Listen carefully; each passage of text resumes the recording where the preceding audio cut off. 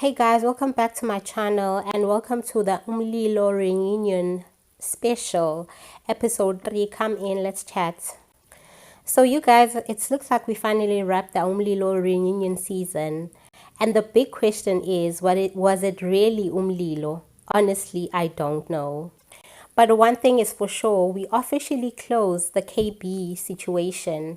We also, on the last episode, KayB walking off, so the reunion began with that moment. And when she walked off the stage, the housemates still had that conversation of what really went on in the house. Sweet Guluva and Mshini made a really valid point. They said if roles were reversed, if it was a man in that situation and a woman said no, we'll be having a very different conversation today. And I truly agree with them. So I guess a lesson learned is a no is a no. Even if you touch me today and I'm smiling, but if I'm saying no, it's a no. I might be smiling because I feel uncomfortable. People react differently. But when I say no, it means a no. Don't carry on doing that. People need to know that and understand that. And while Mshini was trying to explain and get to the point of what she's trying to say, Smash Afrika cuts Mshini off mid-sentence. And honestly, I was like, why? Why not allow her space to fully express herself? That part is kind of frustrating, and that's why I know it's never gonna happen, but I wish like production houses could just give us the full raw footage of the reunion. No cuts, no edits, just give it to us raw. And we just sit and watch what really happens. Because some people are saying this, some people are saying that, some housemates are saying, no, but there's this that happened, but it wasn't shown. Now, I know that production houses have to go to that extent of editing and doing this and that. But what is the point of giving us a live show, which is like Big Brother, but then we edit reunions where the people have to actually sit and talk it through? I just believe, give us a live show of a reunion. I think that will work. And I think fans and viewers won't be mad with that. They'll be happy with that. Just give us 2 hours of these people talking and sharing whatever frustrated them in the house. Then we move on to Nsuku and Muzi the Mbuzi. Man. Guys, this fight was funny at first, especially from the trailer. I remember watching it and thinking, oh man, this is gonna be a messy one. But really sitting down, I was like, I don't find it funny at all. Muzi and the Muzi claims that he cuts Nsuku off because of her attitude, but he didn't really want to expand or explain what really happened between them. And Nsuku, on the other hand, says that she cut Muzi off because he wanted them to date and was pushing that narrative on social media, which she didn't like at all. But things then took a really toxic turn. They started dragging things that really shouldn't be mentioned, like homes, backgrounds, and achievement into it. And that is where it went really too far for me. I was like, no, guys, we don't speak like that about people's homes, people's achievements. Nah, guys. Nsuku really made Mbuzi look small, no pun intended. Like, how do you talk about someone's home like that? Then turn around and cry about bullying when you have said such hurtful things yourself. Now, don't get me wrong, I'm not saying Muzi is a saint in all of this. But that exchange went way too deep. And I don't want to dwell into the bullying issue right now, but I believe this also was a form of bullying. And I believe the housemates that attended the reunion need to look at themselves also. I'm not saying all of them, but some also do have those tendencies of not knowing what to say. Because you don't do something to people that you don't like done to you. Maybe I should leave it there because we're still going to talk about this thing of bullying. And I believe most of the housemates' fans are bullies. It's not just one fan base. It's just that maybe that one fan base has a lot of fans, and that's why the heat is felt more.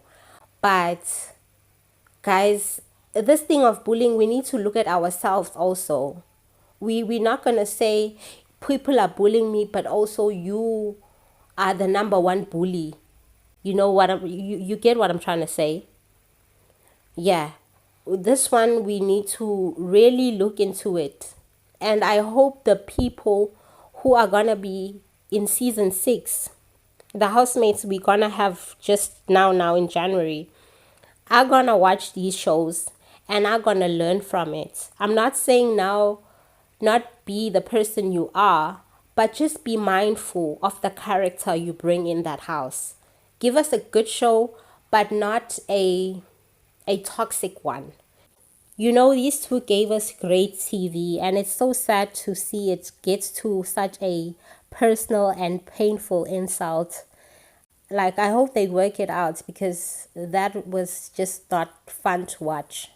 Then we move on to something that I honestly believe didn't have to be mentioned at the reunion. The Mshini and Emtee saga. I was like, why is Mshini being asked about this? Because it didn't happen in a house. Like, what's the juice about this? But yeah, Mshini was asked about Emtee, and Mshini explained that she always been a fan of Emtee, and she sang Emtee's song in her house, and Emtee saw that Mshini was a fan, and Emtee started DMing Mshini. Then it led to the live. Then it led to them. It was like, I'm bored about this conversation, honestly. Mshini says her and Emtee are not in a relationship, never been in a relationship. She's just a fan, still have shared so much respect for Emtee. So yeah, that's with the Mshini and Emtee situation. I just feel like the whole thing was so unnecessary, like Big Brother. What's going on with that? What were we trying to get with that? Like, I don't know and I don't understand. But we over it. Let's move on. We move on to now Uyanda and Jojo. So the lovebirds, allegedly, I don't want to get sued. They say they are in the colleagueship. It was the first time hearing the word. It was the first time Smash Africa heard the word. So they didn't confirm anything. But Jojo says Uyanda is a good human being and that he hates seeing people treat him badly. I think they are dating.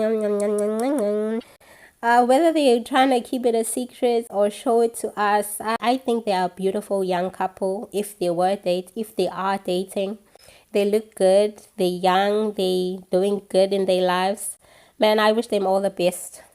And I'm like, why don't they just want to tell us if there's something going on between them? And it made me think, is it because you remember that girl that Uyanda was in a relationship with after the house? What happened to her? But I know that people break up and things, relationship ends, guys. But I think if they want to keep it private, keep it private. If they want to show it all off, just let it be. You'll look good.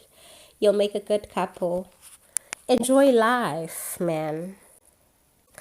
Then we revisited the altercation between Mshini and Ashley. You'll remember that big fight in the house during the task.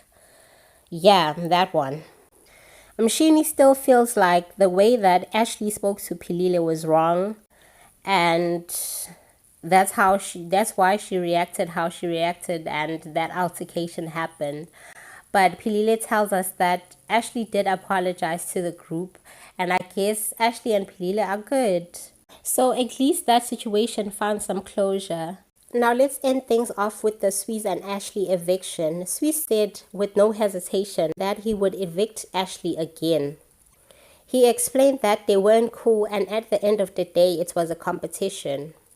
Yeah guys, Swiss was standing on business. He was like, yes, I would do it again. They weren't cool with Ashley, so that's why he made that move to evict her out. You know, thinking about that day, it was a very sad day. That eviction was painful, was painful. I wonder what Big Brother has in store for us for season 6. And also, he had no choice. He had to make that decision at the end of the day. And too bad that decision sent Ashley Ogo home.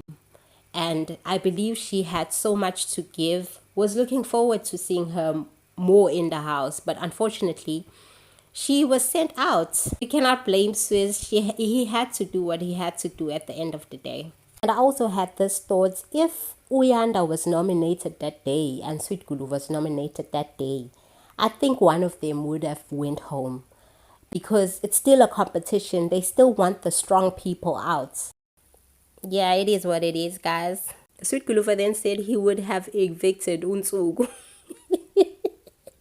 You know, it took me back when they were in the house, when Sweet Guluva would nominate Nsuku all the time. Yeah, guys, I cannot wait for season 6. Alright, guys, that's it for part 1. Please make sure you check out part 2 because I bring you more tea. As more arguments unfold and some conversation will definitely have you choosing sides. Don't forget to like, comment, and subscribe. Let us know your thoughts in the comment section below. I'll see you in part 2.